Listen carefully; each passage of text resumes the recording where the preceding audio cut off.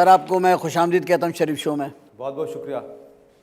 आप तो रोज़ाना ये काम करते हैं कि आइए वेलकम, और आपको अपने शो में बुला करके मुझे बहुत खुशी है और आप तशरीफ़ लाए, बड़ी आपने इज़्ज़त अफ़ज़ाई फरमाई। शुरुआत मैं यहाँ से करूँगा। आपके लिए तो मतलब सवालात और जवाबात आप तो इसके एक आदी हैं, लेकिन मैं ये पूछना आपसे चाहता हूँ कि इस वक्त भी आप सैलाब की कवरेज करके आ रहे हैं, तो हम शुरू यहीं से करते हैं कि अब इस वक्त आप कौन से इलाके से तशरीफ़ ला रहे हैं? परसों मैं कोयटा में था। जी हाँ। उससे एक दिन पहले मैं मुराद जमाली में था, डेरा मुराद जमाली में। उससे 2 दिन पहले मैं सिंध में था, सक्खर के और आसपास के इलाकों में। उससे पहले मैं खैबर पख्तूनख्वा में था, और अब इस वक्त मैं आप कराची में आपके सामने बैठा हूँ। चारों सूबे घूम लिए। 4 सूबे आपने कवर किए हैं। सबसे ज़्यादा कौन सा सूबा हमारा डैमेज हुआ है? सबसे ज़्यादा डैमेज जो है वो सिंध में है, और सिंध में जो तबाही है वो मल्टी डायमेंशनल है। वो इस तरह है कि सिंध के जो लोग हैं, ये आप देखें ट्रेडिशनली अपना घर बार जो है वहाँ छोड़ते नहीं हैं, हिजरत बहुत कम करते हैं। कराची में भी ज़्यादातर सिंधी नहीं है, बल्कि पख्तून और उर्दू बोलने वाले ज़्यादा हैं, हालांकि पंजाबी ज़्यादा हैं, लेकिन सिंधी जो है वो इतने ज़्यादा तादाद में नहीं है। तो ये अपना घर नहीं छोड़ते। लेकिन ये जो सैलाब है, इसके बायस इंटीरियर सिंध जो है उबाड़ों से लेके और ऊपर ठट्ठा तक, न सिर्फ ये कि ये सिंध के अंदर डिस्प्लेस हो गए हैं। मसलन जैकबाबाद और शिकारपुर के लोग आपको सक्खर में नज़र आएंगे, हैदराबाद में नज़र आएंगे, कराची में नज़र आएंगे। मैंने आपके प्रोग्राम में देखा, आपने एक माई से पूछा भी कि आप वहाँ से यहाँ कैसे आ गए। हाँ, वो बलूचिस्तान में मिली थी आप। जी, मैं यही आपको बताने लगा हूँ कि सिंध के लोग न सिर्फ सिंध में डिस्प्लेस हुए हैं, बल्कि सैकड़ों किलोमीटर दूर अपने इलाके से वो बलूचिस्तान में भी जाके बैठे हुए हैं। और वो ऐसे गए बेचारे कि मसलन शिकारपुर वाले भाग के गए जैकबाबाद, कि जैकबाबाद ऊंची जगह है, हम बच जाएंगे। जैकबाबाद में पानी आया, वो भाग के डेरा अल्लाह यार पहुँचे, वहाँ पानी आ गया। वहाँ से भाग के वो डेरा मुराद जमाली पहुँचे, तो वहाँ पर फिर इतने ज़्यादा पनाहगज़ी हो गए कि फ़ौज ने फिर रिक्वेस्ट की कि आप या सिबी चले जाएँ या कोयटा चले जाएँ। तो बेचारे बिखर गए हैं। तो इसलिए मैं समझता हूँ कि सिंध में जो तबाही है ये बहुत ज़्यादा है, और अगर इस तबाही को समझने की कोशिश ना की गई और जो सिंध के लोगों के मसाइल हैं उनको हल करने की कोशिश ना की गई, तो फिर कुछ दिनों बाद इस सैलाब के बाद एक सियासी सैलाब भी आ सकता है। सियासी सैलाब आप कैसे देख रहे हैं सियासी सैलाब को? ये जो सियासी सैलाब है, इसका जो मुझे टारगेट नज़र आ रहा है सियासी सैलाब का, वो फ्यूडलिज्म है। उस पर जाके ख़त्म होगा ये। जी, इसलिए वजह यह है कि जो जितने भी बड़े बड़े फ्यूडल्स हैं वो इस मुश्किल वक्त में अपने लोगों के साथ बहुत कम खड़े हुए। पानी आया, वो या तो भाग गए या उन्होंने अपने घर और अपने फॉर्म और अपनी मिलने बचाने के लिए अपने लोगों को डुबो दिया। तो पहली दफ़ा एक्सपोज हो गए हैं। अच्छा, आप जहाँ भी देखेंगे हामिद भाई, आप तो कवरेज कर रहे हैं, आप जहाँ भी देख रहे हैं फौज को ही देख रहे हैं, वही निकाल रही है पानी से। अच्छा, वही दलदल में, वही क्योंकि फौज के पास वसाइल होते हैं और उसकी तरबियत ही है कि उसने इस किस्म के हालात में काम करना है। लेकिन फ़र्क यह है कि जब अमेरिका में या किसी और मुल्क में इस किस्म का तूफ़ान आता है, तो जो सियासी ताकतें होती हैं, जो सियासतदान होते हैं, वो यूनाइट हो जाते हैं, इकट्ठे हो जाते हैं। हमारे यहाँ प्रॉब्लम यह है कि हमने आपस में लड़ना शुरू कर दिया। इस नाजुक हालात में भी सियासतदान एक दूसरे से लड़ रहे हैं, इकट्ठे नहीं हुए, जिसकी वजह से अब इंटीरियर सिंध की मैं बार बार बात कर रहा हूँ कि शिकारपुर से जो पनाहगज़ी सक्खर की तरफ आ रहे थे, मैं खुद उनसे मैं मिला, मैंने उनसे बात की, उनको डाकू लूट रहे हैं। अब देखें कि सिंध में भी पीपल्स पार्टी की हुकूमत है, मरकज़ में भी पीपल्स पार्टी की हुकूमत है, और वो जो लुटने वाले लोग हैं वो पीपल्स पार्टी के वोटर हैं, उनको डाकू लूट रहे हैं। तो अब वो जो लुटने वाले बेचारे बेयारो मददगार लोग हैं, वो फिर क्या करें? वो फिर जमहूरियत को बददुआएं देंगे ना। तो मैं यही कह रहा हूँ, कसूर जमहूरियत का नहीं है, कसूर हमारा है, कसूर हमारे जो सियासी हुक्मरान है उनका कसूर है। अभी भी उनको चाहिए कि अल्लाह के वास्ते कि उनके जिन मिनिस्टरों ने और जिन वडेरों ने, जिन जागीरदारों ने अपने आप को बचाने के लिए कभी यहाँ से और कभी वहाँ से बंद तोड़े और गरीबों को डुबो दिया, उनके खिलाफ कार्रवाई करें, वरना ये सियासी सैलाब उन सबको बहा के ले जाएगा। बात ये कि आप जैसे और 2-3 एंकर्स हैं जिनको मैं अप्रिशिएट करता हूँ कि आप लोग जाते हैं, ऐसे हालात में जाते हैं, तो आपकी ज़िंदगी को भी ख़तरे होते हैं।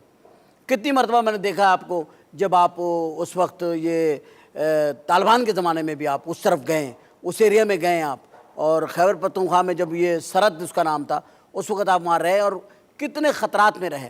अभी सब ज़िंदगी से प्यार नहीं है आपको? ज़िंदगी से तो सबको प्यार होता है, और आपको कौन सी ऐसी चीज़ें जो यहाँ ले जाती है? ये मैं इसलिए पूछ रहा हूँ कि मोटिवेट होते हैं लोग ऐसी बातों से ना, कि यार ये क्या हामिद मीर साहब में ऐसा क्या है कि ये पहुंच जाते हैं हर जगह के ऊपर, यार हम लोग क्यों नहीं पहुंच पा रहे? अच्छा, वो ऐसे है ना कि उमर शरीफ साहब, जब 9/11 के बाद अफ़गानिस्तान में जंग हो रही थी, तो उस वक्त पूरा जो वेस्टर्न मीडिया है वो अफ़गानिस्तान की जंग को इस्लामाबाद के एक 5 स्टार होटल की छत से कवर कर रहा था। कोई अफ़गानिस्तान में नहीं जाता था। कभी मुझे, कभी किसी को एज एन एक्सपर्ट CNN और BBC वाले अपने प्रोग्राम में बुला के हमारी ओपिनियन लेके और कहते थे अफ़गानिस्तान में ये हो रहा है। तो एक दिन मैंने BBC के एक प्रोड्यूसर थी, मैंने उसको ऐसे ही कह दिया कि आप लोग पूरी दुनिया में फिरते हैं, लेकिन ये अफ़गानिस्तान की जंग आप इस्लामाबाद में बैठ के क्यों कवर कर रहे हैं? रोज़ाना मुझे बुला लेते हैं आप। तो उसने कहा तुम अगर इतने बहादुर हो तो तुम चले जाओ। तो जब उसने मुझे ये कहा तो फिर मुझे कूदना पड़ा और मैं चला गया। नहीं, मैं जाऊंगा। तो जब मैं अफ़गानिस्तान चला गया तो उसके बाद उसके 1.5-2 साल बाद जब ये Jio TV शुरू हुआ तो 2003 में इराक़ की जो जंग है वो शुरू हो गई।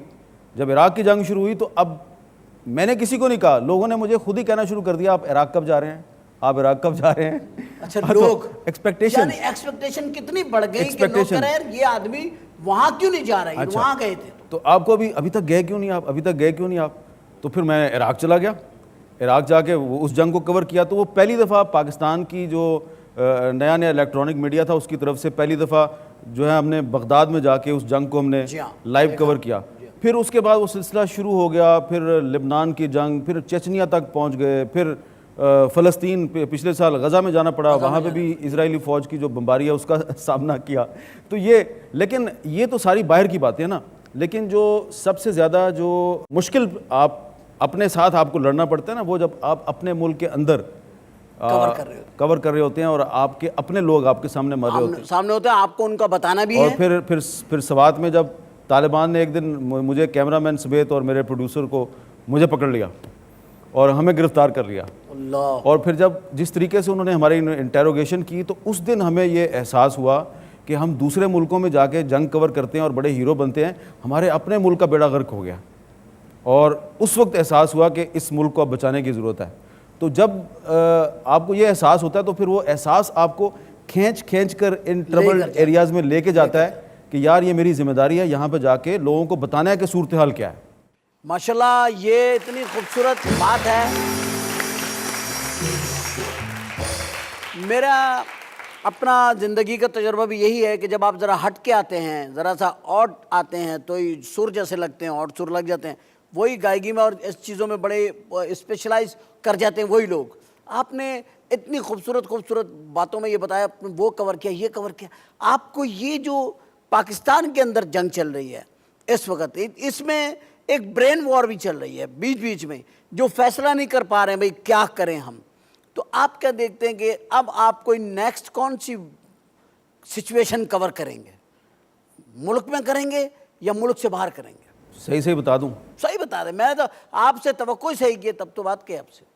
अल्लाह ना करे जो मैं कह रहा हूँ, अल्लाह करे कि ये सही साबित ना हो, लेकिन उमर शरीफ साहब, मुझे ये खौफ है और ख़तरा नज़र आ रहा है कि ये जो 2 करोड़ से ज़्यादा मुतासरीन सैलाब हैं, अगर हमने इनको सही तरीके से लुक आफ्टर ना किया और जिन लोगों ने इनको डुबोया है अपने मुफादात की खातिर, अपना इंटरेस्ट प्रोटेक्ट करने के लिए, उनके ख़िलाफ़ कार्रवाई ना हुई तो ये लोग जो हैं, ये महीनों की बात नहीं, हफ्तों की बात है।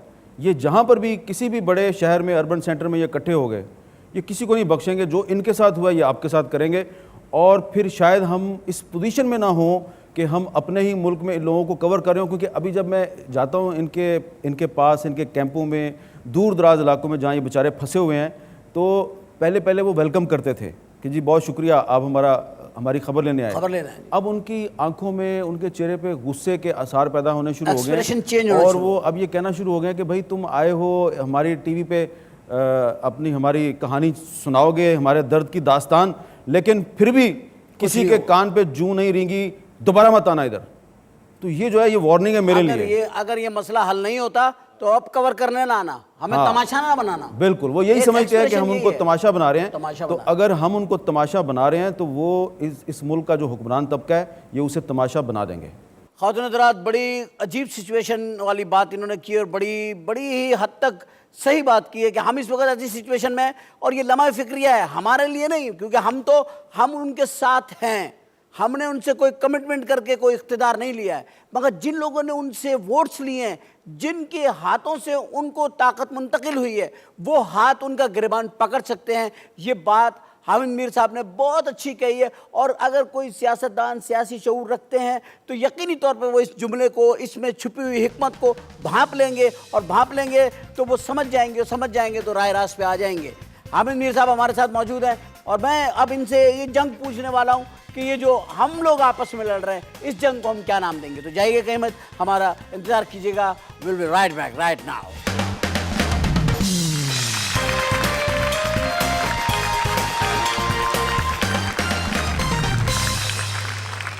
वेलकम बैक आफ्टर ब्रेक के बाद हम आपके सामने हैं, और मेरे सामने तशरीफ़ फरमाए जनाब हामिद मीर साहब।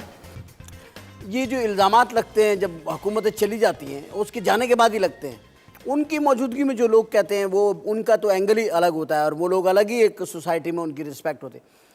ये जो माजी की हुकूमतें हैं, क्या वो इतनी नाअहल थीं कि वो ऐसा भी कोई इंतज़ाम नहीं करके गई, कोई डैम्स नहीं बना के गई, कोई ऐसा प्रॉपर अरेंजमेंट नहीं था जो इतना बड़ा एक हमारे पास सैलाब आया है, इसकी हमारे पास कोई माजी में कोई ऐसी मिसाल नहीं कि किसी ने कोई इसके लिए काम किया हो? हाँ, ये बड़ा अहम नुक्ता आपने उठाया उमर साहब। जब 1976 में एक बहुत बड़ा सैलाब आया था, तो उस वक्त जो जुल्फ़िकार अली भुट्टो साहब प्राइम मिनिस्टर थे पाकिस्तान के, तो उन्होंने बहुत ही हिकमत और दानिश के साथ उस सिचुएशन को टैकल किया। उन्होंने भी बंद तोड़े, लेकिन उन्होंने बंद इस तरीके से तोड़े कि कोई गरीब आदमी जो है उसको नुकसान नहीं हुआ, ज़्यादा नुकसान वडेरों को हुआ। और उसके बाद उन्होंने जो इरिगेशन डिपार्टमेंट था उससे कहा कि आप दरिया के दोनों किनारों पे बड़े बड़े बंद बनाएं, लेकिन वो 77 में उनकी हुकूमत टॉपल हो गई। अब जनाब ये जब 2007-2008 आया तो परवेज़ मुशर्रफ साहब की हुकूमत थी। अब परवेज़ मुशर्रफ साहब का जो तर्ज़ हुकूमत है उससे तो हमें इख्तलाफ हो सकता है, बल्कि मैं तो उनका बहुत बड़ा क्रिटिक रहा हूँ, लेकिन एक काम उन्होंने अच्छा किया था। जनवरी 2008 में एक स्पेशल एक प्रोजेक्ट था, और उनकी हुकूमत ने ये प्रोजेक्ट शुरू किया कि रहीम यार ख़ान से लेके भोंग तक, ये पंजाब का, साउथ पंजाब का इलाका है, और फिर उबाड़ो से लेके और ये गुड्डू बराज तक मुख्तलिफ़ इलाकों में उन्होंने करोड़ों रुपए के प्रोजेक्ट मंजूर किए कि यहाँ पे जो बंद हैं इनको मजबूत किया जाए। और उनको बंद जो है, एक बंद जो दरिया के साथ है उससे कुछ फासले पर एक और बना दिया, एक सेकंड डिफेंस लाइन बनाई जाए। हर बंद के साथ एक सेकंड डिफेंस लाइन बनाई, ऑप्शन दे। जब वो उन्होंने काम शुरू किया तो तकरीबन हर जगह पर जो मुकामी वडेरे थे और ज़िम्मेदार थे, उन्होंने जाके तो लोकल कोर्ट से उन्होंने जो है वो स्टे ऑर्डर लेने शुरू कर दिए, और वो मंसूबा जो है वो आगे नहीं चल सका। अब जब मैं इन सारे इलाकों में घूमा तो हर जगह पे मुझे लोगों ने बताया कि वही मुकाम है, ये वही जगह है, ये वही जगह डूबी हुई है जहाँ पे कि परवेज़ मुशर्रफ के दौर में एक बंद बन रहा था, लेकिन स्टे ऑर्डर आया और वो बंद नहीं बना, और जिसने स्टे लिया था वो भी डूब गया, साथ में हम भी डूब गए। तो अब मेरा ये ख्याल है कि जिन वो सेशन जजों ने ये स्टे ऑर्डर दिए थे, अब उनसे किसी को पूछना चाहिए कि भाई तुम्हारे स्टे ऑर्डर की वजह से इतनी तबाही हुई है, तो तुम भी किसी को जवाबदेह हो या नहीं। ऐसा तो नहीं लग रहा आप और मैं मिलके को नया पाकिस्तान बनाने की तरकीब बना रहे हैं? ये एक ऐसा पाकिस्तान जिसमें ये सारी चीज़ें मुमकिन हो जाएं। देखें, आप और मैं, हमें मिलकर एक ऐसा पाकिस्तान बनाना होगा जहाँ पे सिर्फ़ और सिर्फ कानून की हुक्मरानी होगी, जहाँ पे सिर्फ किसी ताकतवर इंडिविजुअल, किसी ताकतवर वडेरे, किसी ताकतवर जागीरदार या सरमायादार की हुकूमत नहीं होगी।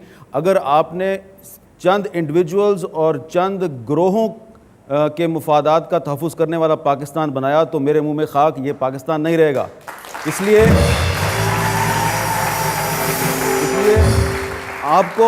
आपको और मुझे और इस मुल्क के जो 95% अवाम है जिनका ताल्लुक उस तबके से है जिस तबके से अल्लामा इकबाल और कायद आज़म का ताल्लुक था, उस तबके को मुत्तहिद होकर पाकिस्तान को बचाना है। वरना ये जो लुटेरा तबका है जो इस वक्त अक्सर उनमें से लोग हुकूमतों में शामिल हैं, ये मरवा देंगे हम सब।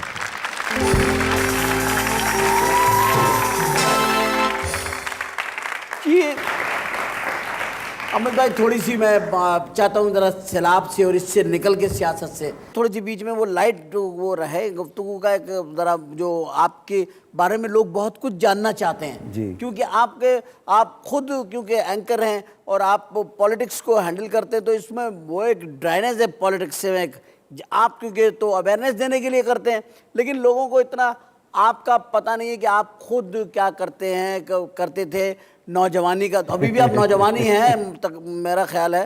नहीं, मेरी काफ़ी उम्र हो चुकी है, लगता नहीं हूँ।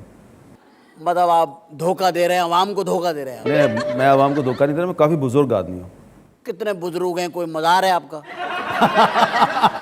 क्या कितने बुजुर्ग हैं?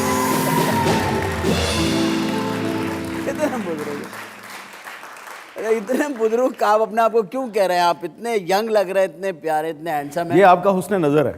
नहीं नहीं, मेरा हुस्न नज़र तो अभी आपने देखा नहीं। मुझे तो ये पीछे जो ऑर्गन पे जाता है ये भी हसीन लगता है। पीछे आप नौजवान को देखें, आप इसकी मैं बहुत इज्जत करता हूँ। अच्छा। वजह पूछिए क्यों? जी क्यों? इनकी इज्जत मैं इसलिए करता हूँ कि आप अमेरिकन डॉलर देखें, उस पर इसकी फोटो है, आप देखें पीछे।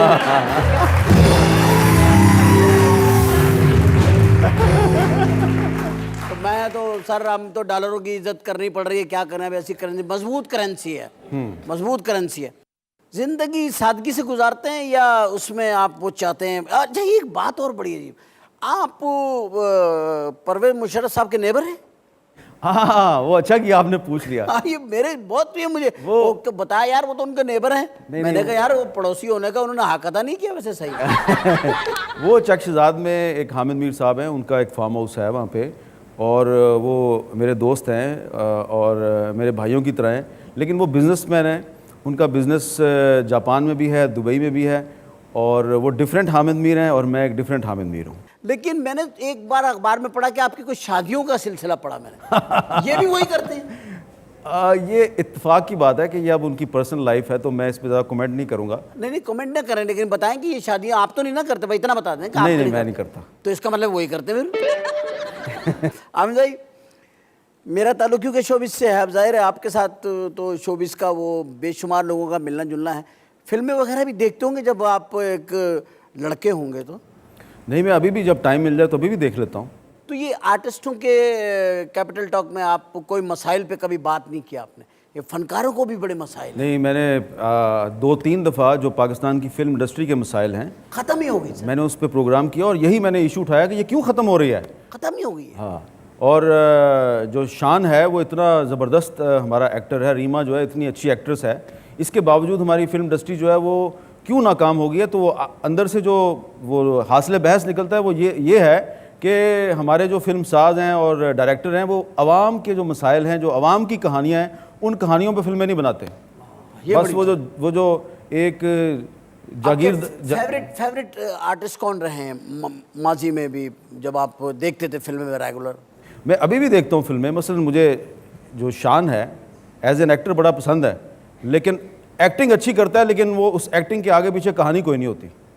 ये मसला है बहुत बड़ा। बगैर कहानी की एक्टिंग कर रहा है आप? ये बगैर कहानी की एक्टिंग कर रहे हैं, हाथ में उसके सुल्तान राय की तरह गंडासा है या क्लैशन कोफ है, वो भी जैली होती है बच्चों वाली। ये भी एक दुख की बात तो वो जब चला रहा होता है तो साफ पता चल रहा होता है कि यार ये जैली है। असली होती तो चलो कुछ सच्ची मुच के कुछ लोग मर जाते हैं। सच्ची मुच्ची का कोई हदायतकार, डायरेक्टर, फिल्म साज, कहानी नवीस सच्ची मुच्ची का मर जाता, बन जाता, मर जाता कोई। हाँ, तो कम से कम चलो इंडस्ट्री में कोई तब्दीली आ जाती है। जी, आपका जहन तब्दीलियों में बहुत है। जी, चेंज बहुत ज़रूरी है। चेंज, पाकिस्तान जो है वो चेंज हो रहा है, तब्दील हो रहा है। अगर आपने अपने आप को इस तब्दीली के साथ अपने आप को तब्दील ना किया तो आप पीछे रह जाएंगे। अच्छा, मुझे अगर आप थोड़े से नाम बता देना ताकि मैं अभी से उन्हें कॉल्स करना, SMS करना शुरू कर दूं कि ये आने वाले लोग हैं, इनसे ताल्लुकात। ये आने वाले वो लोग हैं जो आपको बाहर सड़क पे बस का इंतज़ार करते हुए नज़र आते हैं या रिक्शे में जा रहे होते हैं और कहीं से गोली आती है और मारे जाते हैं। ये ज़्यादा अरसा इस तरह नहीं मरेंगे, ये ज़्यादा अरसा नहीं मरेंगे इस तरह। जो लोग इनको मार रहे हैं वो वक्त करीब है जब वो इनको मारना शुरू कर देंगे। वो वक्त करीब है कि जब लोग उन्हें मारना शुरू कर देंगे जो लोग एक आस और एक उम्मीद के साथ आपको ला करके तख्त पे बिठाते हैं, और जब वो आपको इख्तिदार देते हैं तो उसमें से सिर्फ अपने लिए मांगते हैं अमन, अपने लिए मांगते हैं 2 वक्त की इज्जत की रोटी, अपने लिए मांगते हैं उस तख्त में से एक तहफ़्फ़ुज़, अपने लिए मांगते हैं अपने बच्चों की, अपने बीवी बच्चों की एक ज़िंदगी का तहफ़्फ़ुज़, उनका मुस्तक़बिल, अपने लिए मांगते हैं एक नौकरी, अपने लिए मांगते हैं एक पुरअमन शहर, अपने लिए मांगते हैं एक ऐसा माशरा जिसमें वो इज़्ज़त और आबरू के साथ ज़िंदा रह सकें। और अगर ये चीज़ें हम नहीं देंगे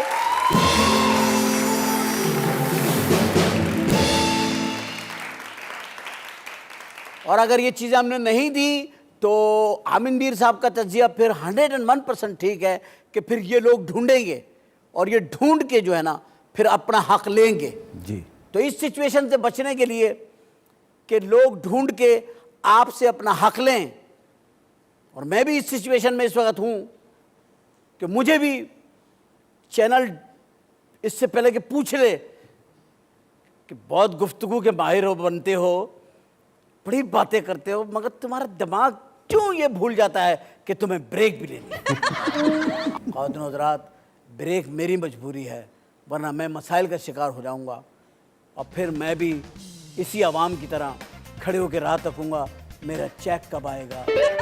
आप चाहते हैं कि मैं इस मुश्किलात का शिकार हो जाऊं? डेफिनेटली आप नहीं चाहते। छोटा सा ब्रेक लेते हैं, वापस आते हैं और फिर गुफ्तगू करते हैं दोबारा से यहीं से शुरू और अपने एक नए मेहमान के साथ। कहीं नहीं जाएगा, राइट बैक।